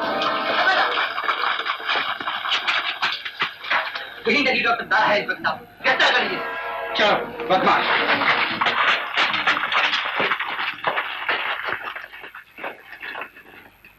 नकली दवाइयां बेचने और बनाने वालों ने मिलकर नीता के खून के इल्जाम में डॉक्टर किशोर को गिरफ्तार करवा दिया था। वो हमारे इस प्रचार में रोड़ा अटकाना चाहते थे, पर विजय हमेशा सच्चाई की होती है। असली कातिल दारा पकड़ा गया और डॉक्टर किशोर आपके सामने बैठे। अब आप लोग जो सवाल पूछना चाहें पूछ सकते हैं। जैसे कि हमने वादा किया है उसके मुताबिक आपके सवालों के जवाब देने की कोशिश करेंगे। आज आपके सवालों का जवाब मुरारी लाल चतुर्वेदी और चतुर्वेदी भी देंगे। होमोसेक्सुअलिटी किसे कहते हैं? प्रकृति के सामान्य नियम है कि मादा नर की व नर मादा की कामना करे, मगर नर नारी इसके विपरीत भी कामना करते पाए गए हैं। इन्हें समलिंग रति में ही आनंद आता है। ऐतिहासिक काल से आने वाली प्रवृत्ति वन मानसों में भी पाई जाती है। इस होमोसेक्सुअलिटी को पुरुषों में सोडोमी व स्त्रियों में लेस्बियंस कहते हैं। यह प्रवृत्ति स्त्रियों में अधिक पाई जाती है। होमोसेक्सुअलिटी के कारण क्या है? इसके 3 भेद हैं: पूर्ण, सापेक्ष व कभी कभी। पूर्ण में वो लोग हैं जो समलिंग रति क्रिया का प्रयोग करते हैं।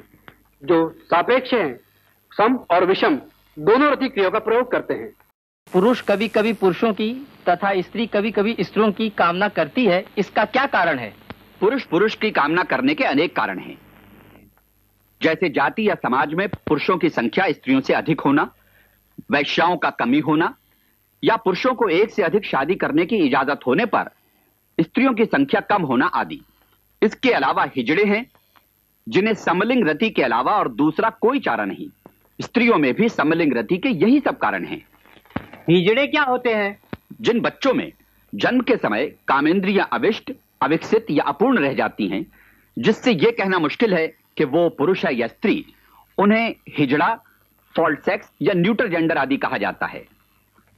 इनका वैज्ञानिक नाम हर्माफ्रोडाइट यानी द्विलिंगता है। इन लोगों के एक ही शरीर में स्त्री व पुरुष की कामेंद्रियां मिलती हैं, मगर पूर्ण विकास किसी का भी नहीं हो पाता। भ्रूण के विकास के समय यौन कामेंद्रियों में बाह्य कामेंद्रियों का विकास सबसे अंत में होता है। तो इसका नतीजा यह होता है कि शिशु की शरीर रचना लड़कियों जैसी हो जाती है। इसमें कोई शक नहीं कि कुछ एक मामलों में जेनेटिक फैक्टर जरूर काम करता है। चरम सुख क्या है?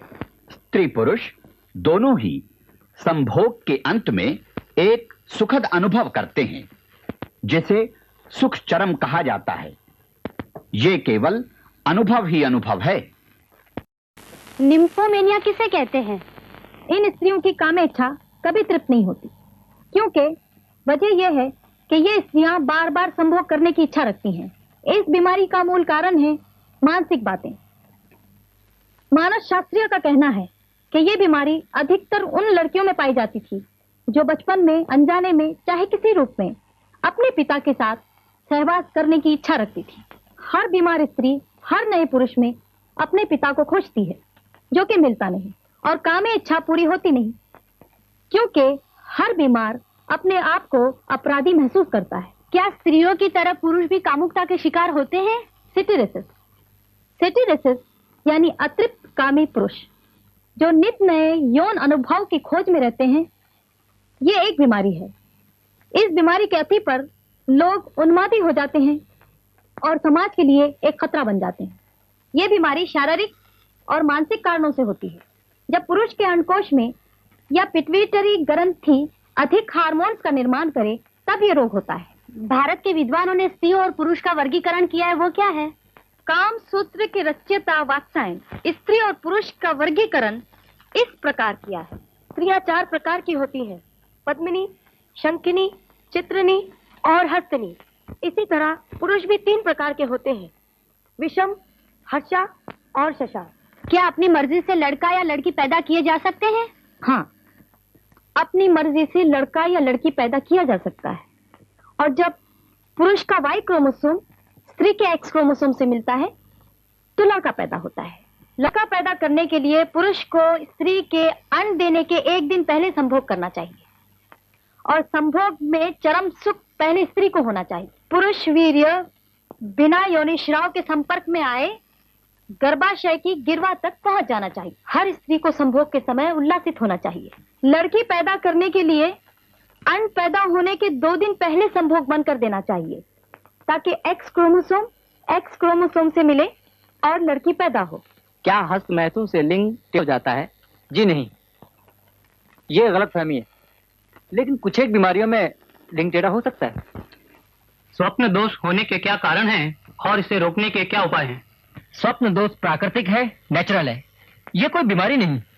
अंडकोश निरंतर शुक्र कीटों का निर्माण करता रहता है और संभोग के अभाव के कारण अंडकोश शुक्र कीटों से भर जाता है। स्वप्न दोष इन शुक्र कीटों को बाहर फेंकता है ताकि अंडकोश नए शुक्र कीटों के लिए खाली हो जाए। और इसको रोकने के लिए आदमी सिर्फ संयम रखे, काम से दूर रहे और अपने आप को स्वस्थ रखे। क्या लिंग का टेढ़ा होना सेक्स लाइफ में बाधा है? नहीं, इसका सेक्स लाइफ पर कोई प्रभाव नहीं पड़ता। कुछ लोग लिंग के अगले हिस्से की चमड़ी को कटवा देते हैं, क्या इससे कोई खास फायदा होता है? हाँ, कुछ वैज्ञानिकों का मत है कि लिंग के अगले हिस्से की चमड़ी कटवा लेने से कैंसर रोग बहुत कम होता है। औरतें फ्रिजिड यानी शीतल क्यों होती हैं? शीतलता अक्सर मानसिक, शारीरिक और हार्मोनों की कमी के कारण होती है। कभी कभी जीवन का पहला सेक्स का दुखद अनुभव उन्हें संभोग करने से रोकता है। उनकी यह धारणा बन जाती है कि संभोग करने से उन्हें तकलीफ होगी। कुछ औरतों की हाइमन यानी झिल्ली मोटी होती है जो पहले संभोग में फट नहीं पाती, जिससे स्त्री पीड़ा महसूस करती है। अगर डॉक्टर द्वारा ये झिल्ली तोड़ दी जाए तो ये समस्या हल हो सकती है। शीतलता का दूसरा कारण है शरीर के रासायनिक पदार्थों का परिवर्तन। इसको दूर करने के लिए डॉक्टर एंटीबायोटिक्स देते हैं। क्या ज्यादा संभोग करने से आदमी को हार्ट अटैक नहीं होता? कुछ वैज्ञानिकों का मत है कि ज्यादा संभोग करने वालों को हार्ट अटैक नहीं होता। बांझपन के कारण क्या है? अधिकांश स्त्रियां बांझ नहीं होती, फिर भी वो बच्चा पैदा नहीं कर सकती। इसके कई कारण हैं, जैसे उर्वरा शक्ति का न होना, खाने में पोषक तत्वों की कमी, गलत ढंग से किया गया संभोग, फैलोपियन ट्यूब का ब्लॉक होना, योनि में एसिडिटी ज्यादा होना तथा योनि पर इंफेक्शन होना या बीड़ी का होना। बांझपन के मनोवैज्ञानिक कारण भी हो सकते हैं। ऐसी बांझ स्त्रियों को चाहिए किसी अच्छे गायनेकोलॉजिस्ट डॉक्टर को दिखाकर उनसे सलाह लेनी चाहिए। ज्यादातर बांझपन ठीक किया जा सकता है। क्या ज्यादा सेक्स से आदमी कमजोर हो जाता है? जी नहीं, आपका ख्याल गलत है। क्या चुंबन करने से सिफिलिस जैसी बीमारी हो सकती है? अगर औरत सिफिलिस के एडवांस स्टेज पर हो तो चुंबन से भी ये बीमारी आ सकती है। मैं और मेरी पत्नी हर तरह से सामान्य है, फिर भी हमारे यहाँ बच्चा नहीं होता, ऐसा क्यों? इसके कई कारण हैं। हो सकता है आप उस वक्त संभोग न करते हो जबकि अंडा पूरी तरह परिपक्व होता है, या आपके शुक्राणु कमजोर हो तथा आपकी पत्नी की झिल्ली फटी न हो, फैलोपियन ट्यूब पूरी तरह खुली न हो, या आपकी पत्नी की योनि में एसिडिटी ज्यादा हो। मैंने जिस स्त्री से संभोग किया वो देखने में सुंदर भी थी और स्वस्थ भी, लेकिन मुझे सिफिलिस हो गया। क्या आप बता सकते हैं ऐसा क्यों? वनीरियल डिजीज यानी गुप्त रोग बाहर दिखाई नहीं पड़ते। अमूमन अच्छी दिखने वाली औरतों में भी वीडी हो सकती है। बहन को भी बच्चा हो जाए तो ही हम शादी कर सकते हैं, यही कहना चाहती हो ना? खैर भाई, जब इतना इंतजार किया है तो थोड़ा और सही। अपने सारे इलाज मेरे भैया पे तो बेकार हो गए और कामनी भाभी की तरफ भी मुझसे देखी नहीं जाती। माधवी, मुझे एक शक को दूर करना है। कहीं तुम्हारे भैया इम्पोर्टेंट तो नहीं? अगर ये सही सही मालूम हो जाए तो उनका इलाज बिल्कुल आसान हो सकता है। वो कैसे? माधवी, एक लिमिटेड इम्पोर्टेंसी होती है और उसी को जानने के लिए मैंने एक लड़की एंगेज की है। जब रोज की तरह तुम्हारे भैया भागकर बाथरूम की तरफ जाएंगे तो उन्हें वहां वो लड़की मिलेगी। देखते हैं तुम्हारे भैया उसको देखकर क्या करते हैं और उसके बाद हमारा इलाज एकदम आसान हो जाएगा। Very good idea. कामिनी, तुम कुछ कह रही थी ना? हाँ मैं वो। अरे घबराओ नहीं, आज घर में हम दोनों ही हैं। उमेश, कल रात मैंने एक ख्वाब देखा। क्या? पास आके बताती हूँ। अच्छा। हम दोनों किसी अनजान जगह पर जाकर खो गए हैं। अच्छा? मैं घबरा गई, सोचने लगी अब क्या होगा। इतने में आसमान में बिजली चमक उठी। मैं घबरा कर तुम्हारे सीने से लिपट गई, ठीक इसी तरह। उसके बाद क्या हुआ? धीरे धीरे हमारी सांसें तेज होने लगी, ठीक इसी तरह। उसके बाद क्या हुआ? मैंने अपने होंठ तुम्हारे होंठों पे रख दिए।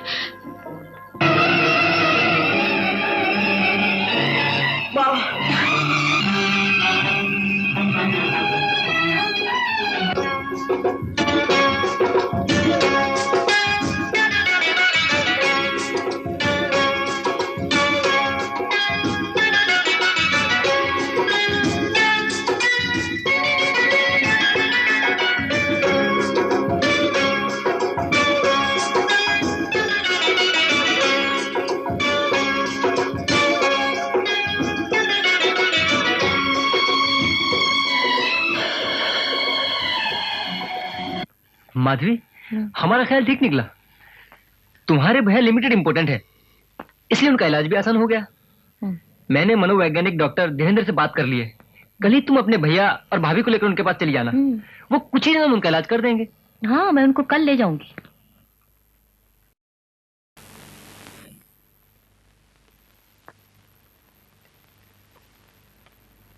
डॉक्टर, ये मेरे भैया हैं और ये मेरी भाभी। मैंने तो आपको सारी हिस्ट्री बता दी है, अब आप इसको इन्वेस्टिगेट करें। Don't worry doctor, I will look after it. अच्छा, thank you very much. Okay doctor, bye bye. तुम अपनी माँ से बहुत प्यार करते हो ना? जी हाँ। और अपनी पत्नी से? जी हाँ डॉक्टर साहब, इसे भी करता हूँ। Good, very good. स्त्री के कई रूप होते हैं। माँ भी होती है, बहन भी होती है और पत्नी भी होती है। जी हाँ, मुझे मालूम है। Very good. इन तीनों को अलग अलग समझते हुए भी तुम कभी कभी भूल कर जाते हो। पत्नी और माँ को एक समझने लगते हो। ऐसे समय में मैं चाहूंगा कि तुम अपने आत्मविश्वास यानी कॉन्फिडेंस से काम लो।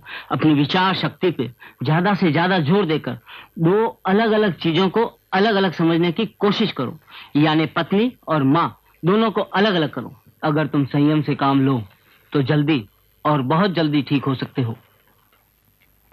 मैं कोशिश करूंगा। आप हर मंगलवार और शनिवार को मेरे पास फिर आइए, मैं इसके बारे में आपको और कुछ बताऊंगा।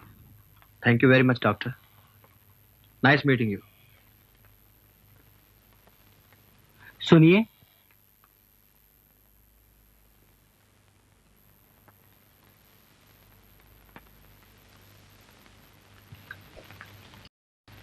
माधवी, डॉक्टर धीरेन्द्र ने मुझे बताया कि तुम्हारे भैया काफी ठीक हो गए और हो सकता है तुम्हारी भाभी जल्दी ही तुम्हें कोई खुशखबरी दे। हाँ, तुम ठीक कहते हो, क्योंकि रोज भैया डॉक्टर धीरेन्द्र के पास ही जाते हैं और आज भी वो वहीं गए हैं। अच्छा? हाँ।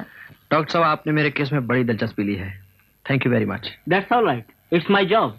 सी यू डॉक्टर।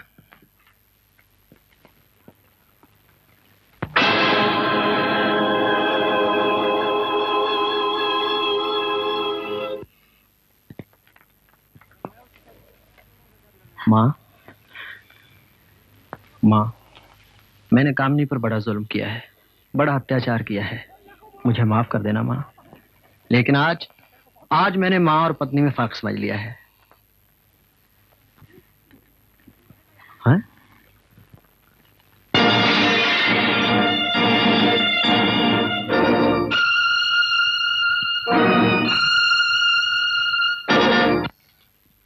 आज मैं बहुत खुश हूँ।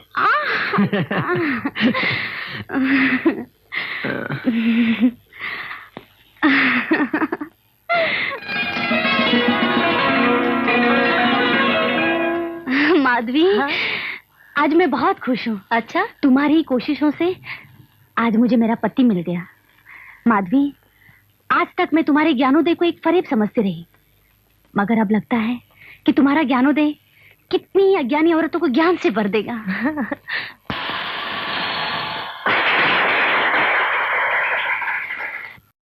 मुझे मासिक धर्म में दर्द होता है, ऐसा क्यों?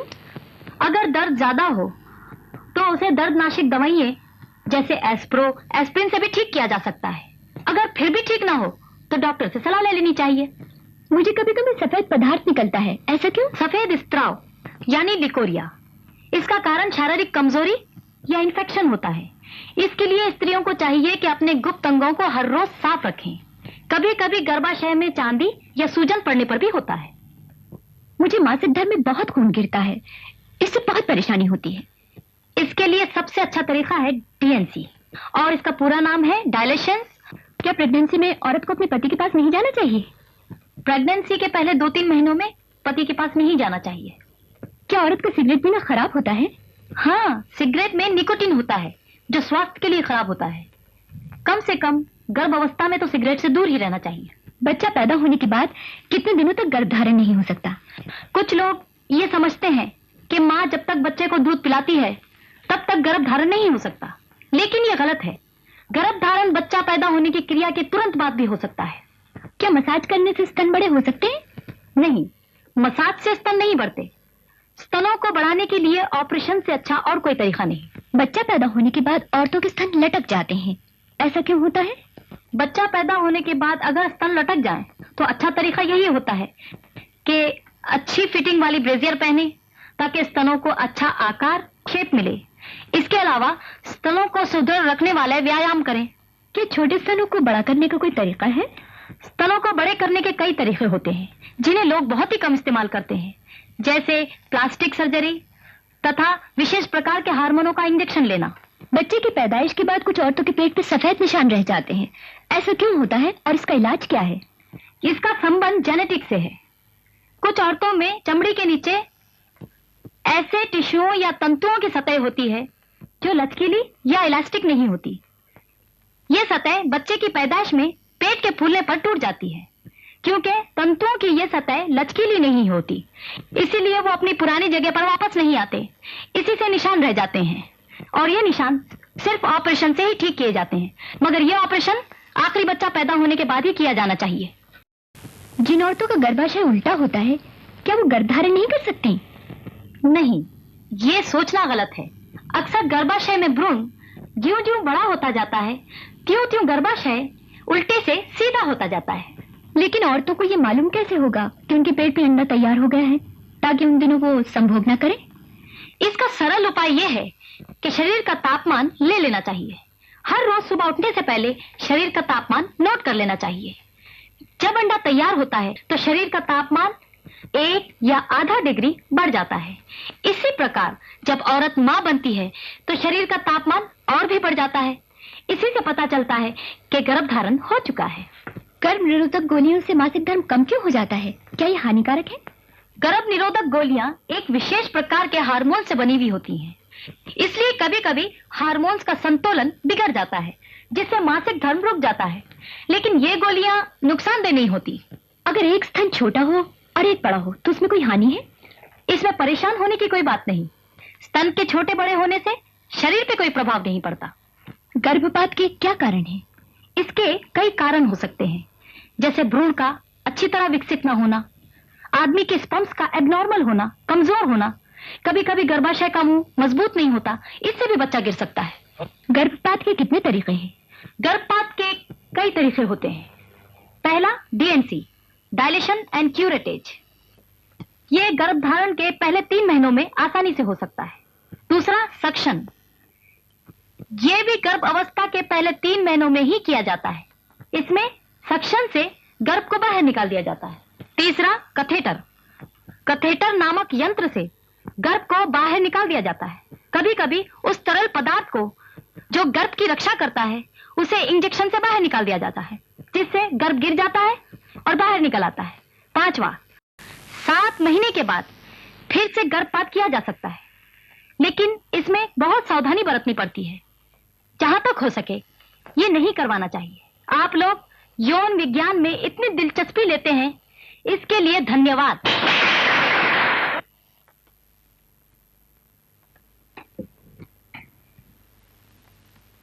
माधवी, क्या बात है राजेश? तुम प्रिया को समझाओ कि मुझे किसी भी हालत में बच्चा चाहिए चाहिए चाहिए। वरना मैं इस दुनिया से संन्यास ले लूंगा। मैं समझा दूंगी, तुम फिक्र मत करो। मुझे बच्चा नहीं चाहिए। बच्चा नहीं चाहिए? आखिर इसकी वजह क्या है? मैं अपनी दीदी की तरह तड़प तड़प कर मरना नहीं चाहती। लेकिन प्रिया, तुम्हारी दीदी की मौत का कारण डिलीवरी नहीं थी, वो तो उनके ससुराल वालों की नासमझी थी, डॉक्टर से सलाह न लेने की बेवकूफी थी। अगर वो लोग डॉक्टर किशोर से पहले सलाह लेते तो तुम्हारी दीदी की मौत हरगिज हरगिज नहीं होती। तुम सब लोग मिलकर मेरा गला घोट देना चाहते हो, मुझे मार डालना चाहते हो। देख ली ना अपनी दीदी की हरकत अपनी आंखों से। आप बेफिक्र रहिए, मैं समझाती हूँ उसे। समझाइए। तुम कुछ भी कहो माधवी, पर मुझे विश्वास नहीं होता। नहीं प्रिया, मैं तुम्हें विश्वास दिलाती हूँ। बच्चा पैदा करते समय कभी कोई स्त्री नहीं मरती, और फिर ये तो हर औरत का फर्ज है, धर्म है। बच्चा पैदा करके ही स्त्री पूर्ण स्त्री बनती है। देखो देखो प्रिया, तुम बिल्कुल निश्चित होकर ये जिम्मेदारी मुझ पर छोड़ो। विश्वास करो, तुम्हें कोई तकलीफ नहीं होगी। अच्छा माधवी, जैसा तुम समझो। पूर्ण स्त्री बनो, पूर्ण स्त्री बनो। देखो, आज मैं तुम लोगों को वो बातें बता रही हूँ जो तुम जैसी नासमझ लड़कियों के लिए बहुत ही काम की हैं। वो क्या बातें हैं? मेरी बताई हुई बातों पर अगर अमल करो तो गर्भ धारण से लेकर बच्चा पैदा होने तक आनंद ही आनंद मिलेगा। मेरा मतलब ये है कि जब तुम्हें कंसेप्शन हो जाए, यानी कि बच्चा ठहर जाए, तो तुम्हें शहर की तंग गलियों में घुटे और गंदे वातावरण से दूर खुले बाग और बगीचों में कम से कम 2 घंटे के लिए सैर करनी चाहिए। ये हल्की सी एक्सरसाइज तुम्हें और तुम्हारे होने वाले बच्चे के लिए काफी अच्छी साबित हो सकती है। और हाँ, जब तक के बच्चा 3 महीने का ना हो जाए, उन लोगों को कोई यात्रा नहीं करनी चाहिए, धक्का नहीं लगना चाहिए, धक्के वाला काम नहीं करना चाहिए, और ना ही कोई भारी वजन उठाना चाहिए, क्योंकि जोर का धक्का लगने से गर्भपात हो सकता है, यानी कि अबॉर्शन। डॉक्टर, गर्भवती औरतों को कितना आराम करना चाहिए? Good, very good question. गर्भवती औरतों को कम से कम रात में 9 घंटे और दिन में 2 घंटे सोना ही चाहिए, और सोते वक्त पेट से पैरों को थोड़ा सा ऊंचा रखना चाहिए। काम कम और आराम ज्यादा करना चाहिए। काम करते वक्त सावधानी बरतनी चाहिए ताकि किसी किस्म की थकावट महसूस ना हो। समझी? कपड़े कैसे पहनना चाहिए डॉक्टर? ढीले, एकदम ढीले, जिससे कि गर्भ में बच्चे के विकास में कोई रुकावट ना हो। और 12 सप्ताह के बाद तो तंग और चुस्त ब्रेसरी बिल्कुल ही बंद कर देना चाहिए। देखो, तुम्हें पहले अपने और अपने होने वाले बच्चे के स्वास्थ्य का ख्याल रखना चाहिए। और हाँ, तुम अगर चाहो तो कपड़ों की कटाई चटाई ठीक हो सकती है, जिससे तुम्हारा फिगर भी बुरा नहीं लगेगा और तुम बेडॉल भी नहीं लगोगी।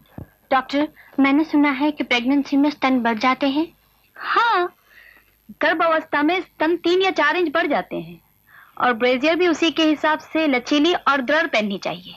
स्तनों को रोज धोना और पोंछना चाहिए ताकि वह स्वच्छ रहें, क्योंकि इन्हीं स्तनों में तुम्हारे बच्चे को पिलाने के लिए दूध पनपता है। अगर इनकी प्रॉपर देखभाल ना की जाए तो इससे तुम्हें और तुम्हारे बच्चे को नुकसान पहुंच सकता है। 34 सप्ताह के बाद स्तनों की हल्की हल्की मालिश करनी चाहिए, जिससे दूध उत्पन्न करने वाली थैलियां साफ रहें, ताकि प्रसव के समय इनमें जरूरत से ज्यादा दूध ना भर जाए। अक्सर ऐसा भी होता है कि निप्पल पर पपड़ियां जम जाती हैं और कभी कभी तो फोड़े फुंसियां भी निकल आते हैं, लेकिन उनको दूर करने के लिए कभी भी स्प्रिट का इस्तेमाल नहीं करना चाहिए, बल्कि जैतून के तेल का इस्तेमाल करना चाहिए। और गर्भ अवस्था के आखिरी 2 महीनों में निप्पल को अपने अंगूठे से या उंगलियों से आहिस्ता आहिस्ता मसल कर उन्हें साफ करना चाहिए। अच्छा डॉक्टर, ऐसे समय में भोजन क्या करना चाहिए? तेल में तली हुई चीजें, मिर्च मसाले वाली चीजें, चटनी वगैरह, ये सब तो बिल्कुल ही नहीं खाना चाहिए। हाँ, खाने के लिए मसलन हरी हरी सब्जियां, फल मेवा वगैरह, ये सब तो खाना ही चाहिए। और हाँ, 1 लीटर दूध जरूर पीना चाहिए। और नहाने के लिए ना तो गर्म पानी ना ही ठंडा, लेकिन दिन में 1 बार जरूर ही नहाना चाहिए। गर्भ धारण करने के बाद पति के पास जाना चाहिए या नहीं? अगर किसी को गर्भपात की शिकायत हो तो पहले 3 महीने पति के पास नहीं जाना चाहिए, और जहां तक हो सके गर्भ अवस्था में पति से दूर रहना चाहिए। पर 34 सप्ताह के बाद तो पति के पास जाना ही नहीं चाहिए। डॉक्टर, मैंने सुना है कि डिलीवरी के टाइम पे बड़ी तकलीफ होती है, मेरा मतलब है लेबर पेन से। हाँ, पहले जमाने में आमतौर पर यह बात कही जाती थी, कि इस दर्द का उठना बच्चे की पैदाइश के लिए बहुत ही जरूरी है, लेकिन आजकल यह धारणा नहीं, क्योंकि लेबर पेन एक भय है, और अगर ये भय लड़कियों के दिलो दिमाग से निकाल दिया जाए तो फिर उनके लिए कोई दर्द नहीं, क्योंकि लेबर पेन एक साइकोलॉजिकल फियर है, कोई दर्द नहीं। मगर हाँ, इन 9 महीनों में कभी कभी खून बहने लगता है, चक्कर आने लगते हैं, हाथों में सूजन हो जाती है, भूख नहीं लगती, पानी सा बहने लगता है और बच्चा पेट में हिलना डुलना बंद कर देता है। तो ऐसे मौके पर कभी भी डरना नहीं चाहिए, ऐसे किसी अच्छे डॉक्टर से सलाह ले लेनी चाहिए, क्योंकि ये बीमारियां फिर आसानी से ठीक हो जाती हैं। भाई मैं तो यही कहूंगी कि कंसेप्शन से लेकर बच्चा पैदा होने तक अगर हर माह डॉक्टर को दिखाकर उससे दवा ली जाए तो मैं ये समझती हूँ कि बच्चा पैदा करना भी एक प्लेजर है, क्योंकि हर शादीशुदा लड़की का ये धर्म है और फर्ज है, लेकिन ज्यादा नहीं, 1 या 2। तो मैं आज से तुम्हारी बताई हुई बातों पर अमल करूंगी। इसका मतलब ये है कि तुमने कंसेप्शन कर लिया है। अब मैं बताती हूँ गर्भधात कैसे होता है। गर्भधात यानी कंसेप्शन की क्रिया बड़ी पेचीदा है। गर्भधात के लिए पुरुष के शुक्रकीट और स्त्री के अंडे की जरूरत होती है, मगर हर संभोग के बाद स्त्री का गर्भधात होना जरूरी नहीं। पुरुष लिंग के नीचे स्थित अंडकोश में रहने वाले अंड निरंतर शुक्रकीटों का निर्माण करते रहते हैं। इसी तरह स्त्री के गर्भाशय के पास स्त्री के बीजांड में स्त्री का अंडा पकता रहता है। स्त्री और पुरुष एक दूसरे की कामना करते हैं। समागम के बाद पुरुष अपना वीर्य स्त्री के छोड़ देता है। वीर्य में रहने वाले शुक्रकीट तुरंत ही स्त्री के अंडे की खोज में निकल पड़ते हैं। जब किसी भाग्यशाली शुक्रकीट को स्त्री का अंडा मिल जाता है तो वो उसमें छेद करके घुस जाता है और इस तरह वो शुक्रकीट स्त्री के अंडे को फलक करता है।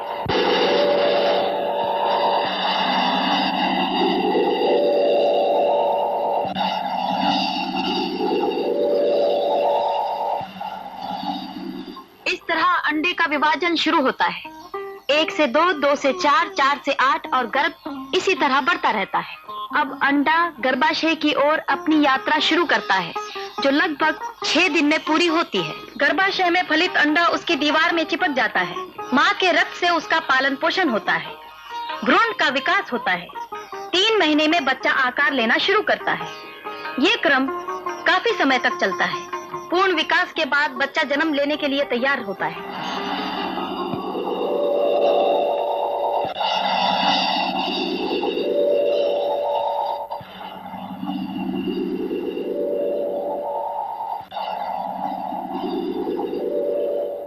आमतौर पर जन्म के समय सर गर्भाशय के मुंह की तरफ रहता है।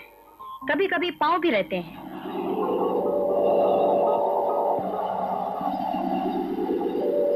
बच्चा गर्भधात से लेकर 240 दिन तक गर्भाशय में रहता है।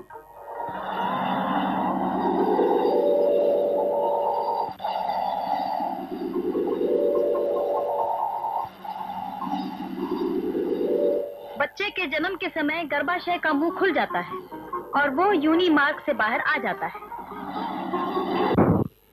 आहिस्ता आहिस्ता। माधुरी, मुझे बहुत डर लग रहा है। तुम्हारी बात मानकर मैंने बहुत बड़ी गलती की है। हाँ प्रिया, पहले तुमने मुझ पर भरोसा किया था ना, अब भी भरोसा करो। चलो लेट जाओ, कुछ नहीं होगा, सब ठीक हो जाएगा। हाँ, आओ प्रिया। आहिस्ता आहिस्ता। हाँ हाँ। बैठो। लेट जाओ। अरे इसको घबराने की क्या बात है, मैं जो साथ में हूँ प्रिया। आहिस्ता। सब ठीक हो जाएगा प्रिया। जरूर नहीं प्रिया। माधुरी, माधुरी, बहुत दर्द हो रहा है। नहीं नहीं प्रिया, ये एक लेबर पेन का भय है। इट्स अ साइकोलॉजिकल फियर, कोई दर्द नहीं। देखो देखो, तुमको कितना प्लेजर मिलेगा, कितना सुख मिलेगा, और एक ऐसा सुख जिसकी शायद तुमने कभी कल्पना भी ना की हो। घबराओ मत प्रिया, घबराओ मत। घबराओ मत, सब ठीक हो जाएगा। तुम्हें कोई तकलीफ नहीं होगी।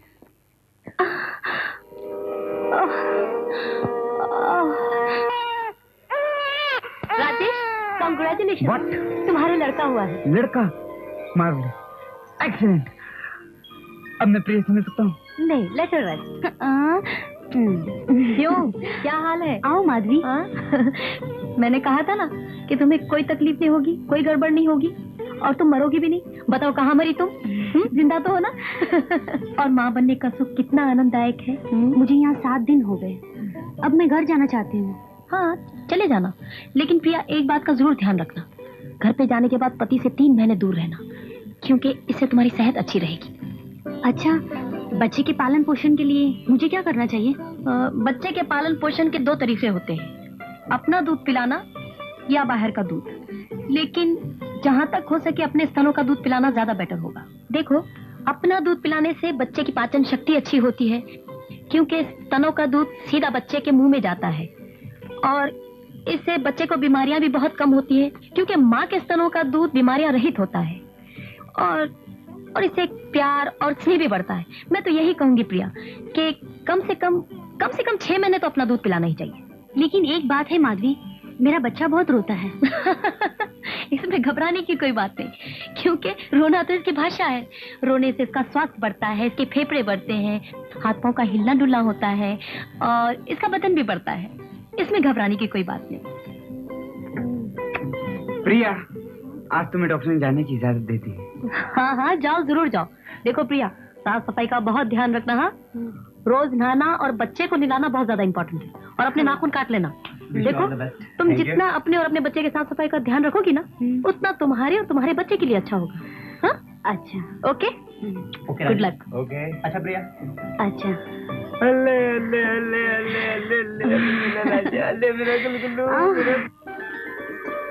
माधवी, अब तो तुम्हारा भाई भी ठीक हो गया और मेरी बहन भी। अब हम दोनों को शादी कर लेनी चाहिए।